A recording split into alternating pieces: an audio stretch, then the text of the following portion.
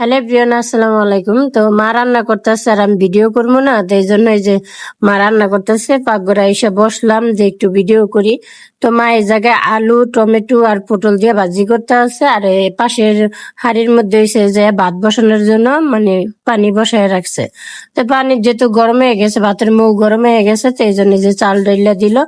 আর মা ঢাকনাটা ওড়ায় একটু যে ভাজিটা মানে নাইড়ে দিতেছে যাতে না লাগে। তবে কিন্তু লাকড়ির আগুনের অনেক তাপ, দেখুন কত সুন্দর করে জ্বলতাছে। একবার কিন্তু লাকড়ির চুলাটা ধরাই নিলেই হয়, মানে অনেক মানে রকম রান্না করা যায়, আর ওই রকম কষ্ট হয় না। তো ওই যে আম্মা ভাজি করে নিছে, তো ওইটা ভাজিটা নামাই নিল। বয়স্ক মানুষ তো ভাজির মধ্যে একটু তেল বেশি দিয়েছে, তো ওই তেলটার মধ্যে এই যে আবার এর মধ্যে একটু তেল দিয়ে এর মধ্যে কবুতরের মাংস বসায় দিব।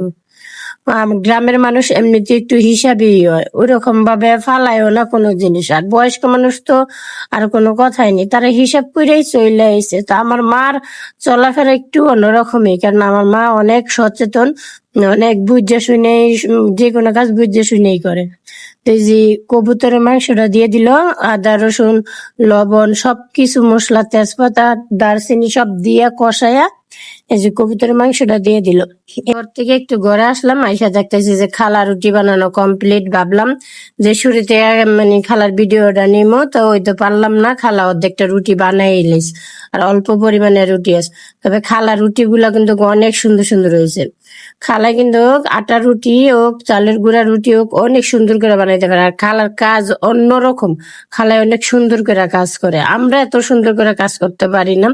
খালায় এখনো যেভাবে কাজ করে আলহামদুলিল্লাহ, আল্লাহ খালার শরীর সুস্থ রাখুক, ভালো রাখুক, এই দোয়াই করি। যে খালা রুটি সেই খেলাইতেছে, তো তো খালাম্মা এই জায়গায় রুটি সেকতেছে, আমি একটু পাক ঘরে যাবো। মা যে বাজি করলো না, এই রুটিটা খাওয়ার জন্য বাজিটা করলো, অন্যান্য আরো রান্না আছে। তো সব একসাথে দেখালে ভিডিও অনেক বড় হয়ে যাইব, অত বড় করা যাইব না। কারণ এই যে পাক ঘরে আসলাম, এসে দেখতেছি ভাত বলক এসে পড়ছে। এখন কিন্তু ভাতের হাড়ির দিকে ওই রকম ভাবে জাল দেওয়া লাগে না, একটু তাপে হইলে ওই তাপে হয়ে যায়। মা পারতেছে না যে ওই রকম ভাবে জাল দিলে দেখা যাইতেছে ভাত বলক এসে পড়ে যাইব, আবার এদিক দিয়ে তরকারির ঝোলও তাড়াতাড়ি শুকাই যাবে। তো এই জন্য লাকড়ির একটু কমে দিতেছে। তো এই যে মার কবুতরের রান্না কিন্তু প্রায় শেষের দিকে, একবারে বুনা বুনা করব, মানে ওই রকম বেশি ঝোল ঝোল রাখবো না। তো মা আমি না করছিলাম যে মা কবুতরের বাচ্চাগুলো জবা করো না, আর কবুতরের বাচ্চার মাংস ওইভাবে আমার একদমও পছন্দ হয় না, আমি বেশি একটা পছন্দ করি না।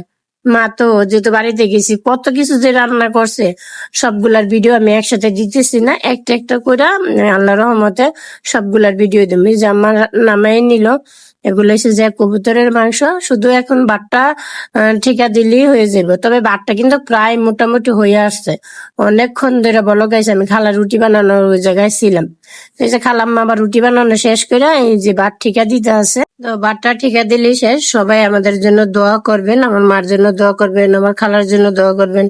সবাই সুস্থ থাকবেন, ভালো থাকবেন। আল্লাহ হাফেজ।